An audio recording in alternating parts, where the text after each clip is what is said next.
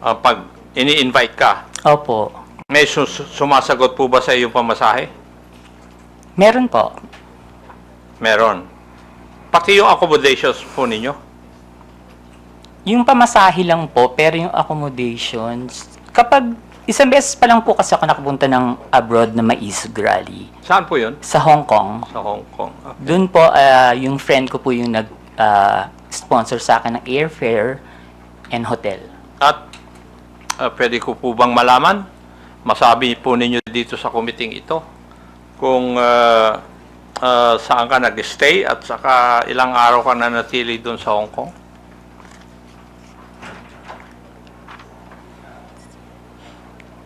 July 7 po, ginawa yung event. July 6, 7, and 8 po. July 6, 7, and 8 po ako nag-stay. Pero yung pangalan po ng hotel, nakalimutan ko na po.